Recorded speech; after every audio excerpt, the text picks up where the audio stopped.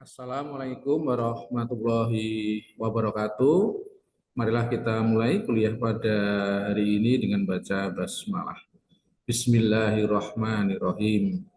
Pada mata kuliah kemanusiaan dan keimanan ini, kita menuju tema iman kepada malaikat atau iman kepada makhluk gaib. Saya akan menyampaikan berkaitan dengan materi ini dengan PPT yang sudah saya siapkan. Iman kepada makhluk gaib. Kalau kita bicara berkaitan dengan iman kepada malaikat atau makhluk gaib dan pengaruhnya dalam kehidupan, tentu tema-tema ini sudah biasa diterima oleh mahasiswa mungkin ketika sejak SD, SMP, dan SMA. Sehingga di mata kuliah kemanusiaan dan keimanan ini kami menyampaikan berkaitan dengan tema ini dalam perspektif bagaimana pengaruhnya di dalam kehidupan yang ada di dalam diri kita ini. Standar kompetensi untuk meningkatkan iman kepada malaikat, selanjutnya kompetensi dasar yang pertama menjelaskan tanda beriman kepada malaikat, yang kedua menampilkan contoh perilaku beriman kepada malaikat, yang ketiga menampilkan perilaku sebagai cerminan beriman kepada malaikat dalam kehidupan sehari-hari. Saya akan menyampaikan berkaitan dengan iman kepada malaikat, mulai dari pengertian, selanjutnya tanda-tanda beriman kepada malaikat, nama-nama malaikat, perilaku beriman kepada malaikat. Sebelumnya, saya ingin menyampaikan berkaitan dengan perjalanan kehidupan manusia. Bahwasanya iman kepada hari akhir itu juga bagian dari rukun iman. Sehingga ketika kita mengimani iman kepada hari akhir, iman kepada malaikat, iman kepada Allah dan sebagainya, itu merupakan bagian dari 6 rukun iman yang menjadi kewajiban bagi kita semua. Sehingga bicara berkaitan dengan iman kepada hari akhir, perjalanan kehidupan manusia, mulai dari alam roh, alam kandungan, alam dunia, alam kubur, kehancuran alam semesta, hari kebangkitan pada mahsyar sampai menuju surga dan neraka itu bagian dari keyakinan kita semuanya. Begitu juga berkaitan dengan iman kepada malaikat. Karena bicara berkaitan dengan iman kepada malaikat atau makhluk gaib itu, kita tidak bisa melihat makhluk tersebut dengan pandangan kita yang 4 dimensi ini. Ada dimensi lain di dunia ini, atau mungkin dimensi kelima, yang mungkin makhluk gaib itu bisa melihat kita dan kita tidak bisa melihat makhluk gaib tersebut. Siapakah malaikat itu? Malaikat adalah makhluk gaib yang diciptakan dari cahaya untuk melaksanakan tugas tertentu dari Allah Subhanahu wa Ta'ala. Kalau kita bicara berkaitan dengan iman, maka kita akan mulai dari pengertian secara bahasa. Iman artinya adalah percaya, amana yu'minu imanan. Sedangkan secara istilah, para ulama mendefinisikan iman sebagai tasdikum bil qalbi wa qauli bil lisan wa amalu bil arkan. Dari hal ini, maka sejatinya komponen penyusunan dari keimanan adalah yang pertama tasdikum bil qalbi, meyakini di dalam hati. Yang kedua adalah qaulu bil lisan, diucapkan dengan lisan atau perkataan. Yang ketiga adalah amalu bil arkan, diwujudkan dengan perbuatan. Sehingga iman itu adalah keyakinan di dalam hati yang dilisankan dan diwujudkan di dalam amal perbuatan. Sehingga nilai-nilai keimanan itu nanti di dalam perbuatan manusia nanti kami beri contoh-contohnya. Pengertian iman kepada malaikat. Iman kepada malaikat artinya percaya bahwa malaikat adalah makhluk gaib yang asal kejadiannya dari cahaya. Iman itu adalah engkau percaya kepada Allah dan malaikat, hadis riwayat Bukhari.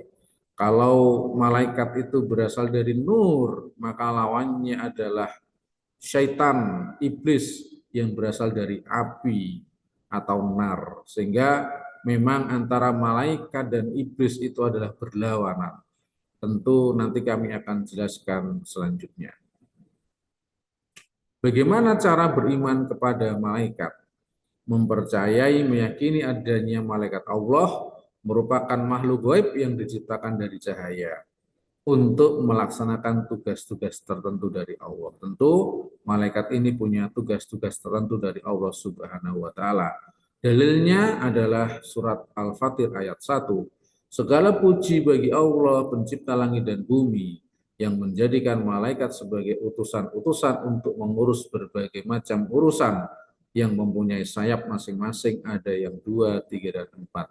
Sehingga kalau pernah mendengar kisah Isra Mi'raj, bagaimana Nabi diperjalankan di malam hari dari Masjidil Haram ke Masjidil Aqsa, selanjutnya ke langit ketujuh itu, Nabi Muhammad SAW itu menggunakan kendaraan namanya buraq, yaitu malaikat yang memiliki sayap yang sayapnya seluas langit dan bumi.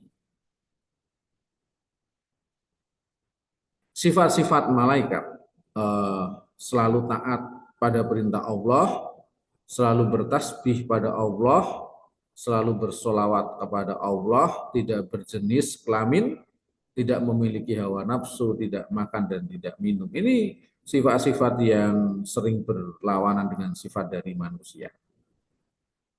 Nama dan tugas malaikat.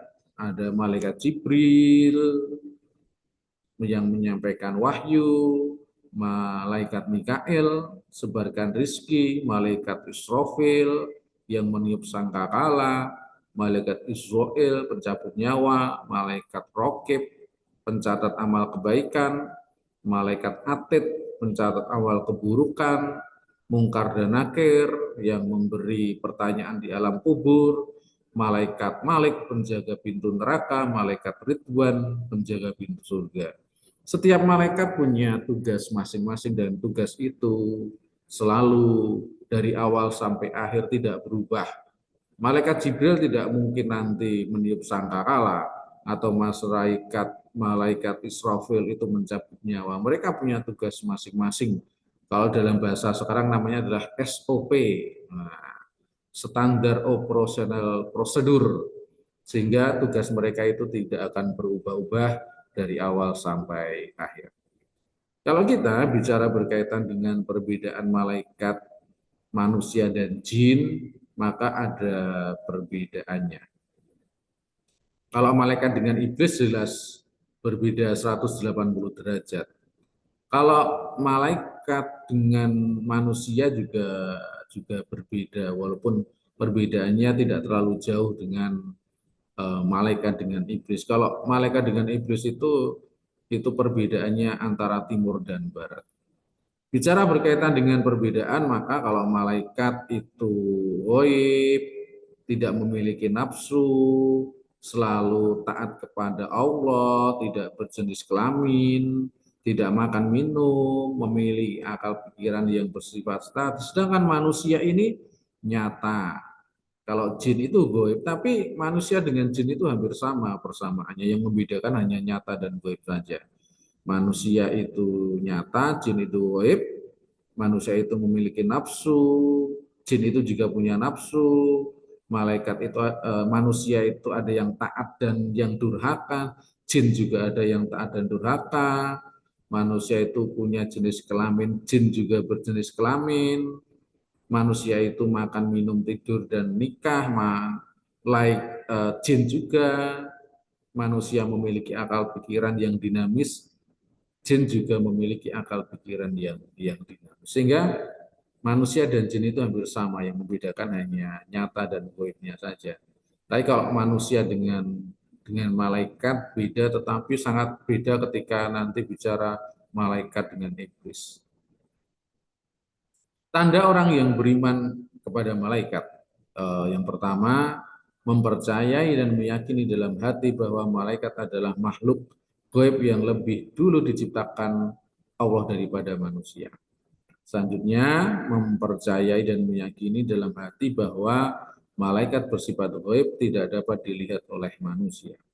Yang ketiga, mempercayai dan meyakini dalam hati bahwa tugas malaikat itu bermacam-macam. Ada yang berkaitan dengan alam dunia dan ada yang berkaitan dengan alam rohani. Selanjutnya, mempercayai dan meyakini dalam hati bahwa orang-orang yang beriman dan beramal soleh kedudukannya lebih tinggi dari malaikat. Selanjutnya, pernyataan lisan bahwa ia beriman kepada malaikat dan sifat-sifatnya. Sehingga memang sebenarnya manusia ini kedudukannya itu bisa lebih tinggi daripada malaikat. Karena manusia itu bisa lebih beriman, bisa lebih amalnya lebih baik daripada malaikat. Tetapi manusia juga bisa lebih jahat daripada iblis. Mungkin iblis itu tidak ada yang membunuh orang tuanya. Manusia zaman sekarang ada anak yang membunuh bapak ataupun ibunya. Contoh perilaku iman kepada malaikat. Tentu malaikat itu punya sifat yang saklek dalam kebaikan. Pokoknya sami'na wa ata'na kepada Allah Subhanahu wa taala, tidak akan membantah. Ya, mungkin manusia membantah, malaikat tidak akan membantah perintah Allah. Malaikat selalu berkata yang baik-baik saja, dan kalau tidak bisa lebih baik diam. Ini juga bisa dilakukan manusia. Berkata yang baik-baik saja, kalau enggak bisa berkata yang baik, lebih baik diam. Ini seperti dalam hadis dari Abu Hurairah bahwa Nabi Shallallahu Alaihi Wasallam bersabda, barang siapa yang beriman kepada Allah dan hari akhir, maka hendaklah ia berkata baik atau hendak ia diam. Ini kan sifat malaikat. Pokoknya malaikat itu hanya samina watoknya, hanya baik saja. Ketika diajak kepada keburukan, dia diem aja, pasif kira-kira gitu.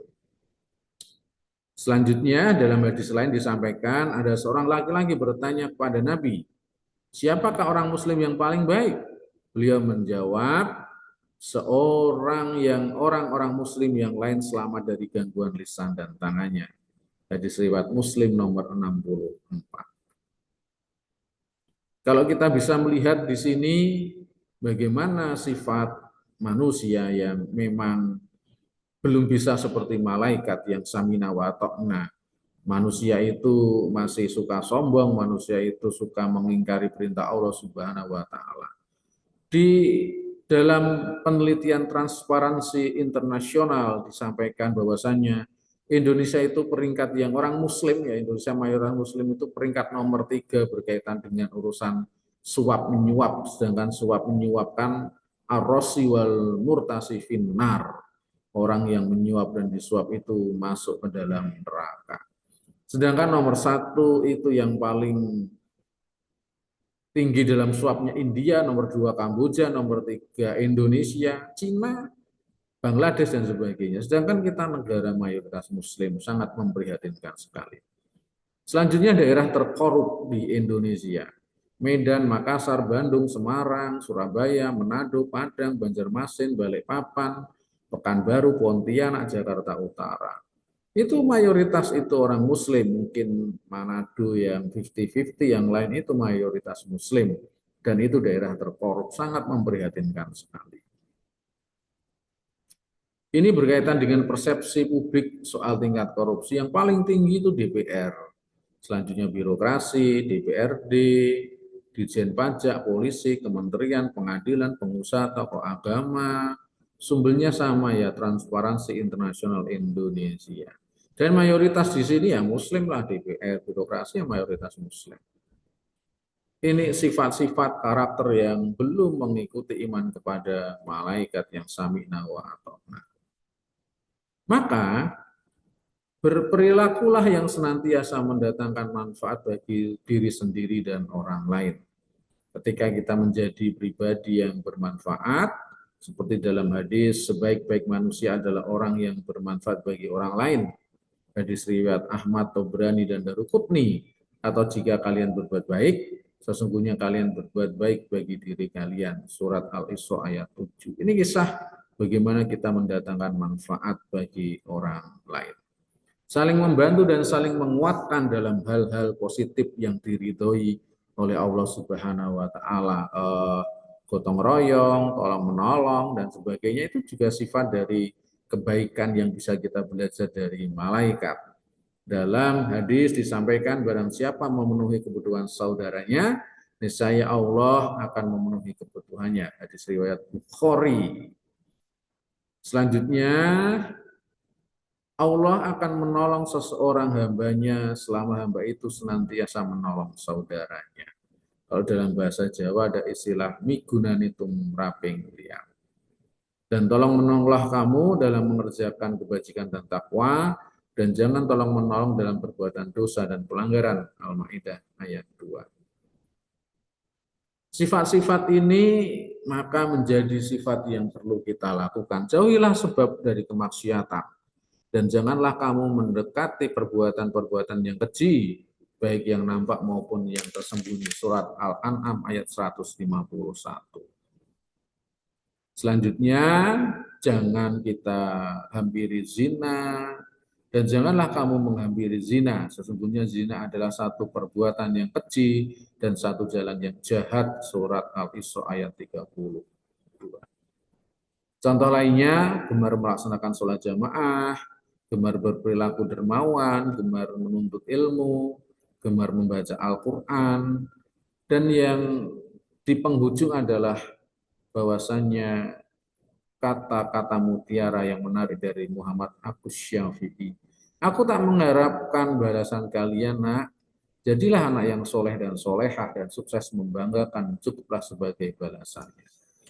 Tujuan dari hidup tentu adalah bermanfaat, membahagiakan orang tua, menjadi orang soleh dan solehah itu merupakan ciri-ciri dari malaikat yang sami'na wa ta'na berkaitan dengan kebaikan dari Allah Subhanahu wa taala. Maka saatnya kita menerapkan kebaikan ini di dalam kehidupan kita semuanya.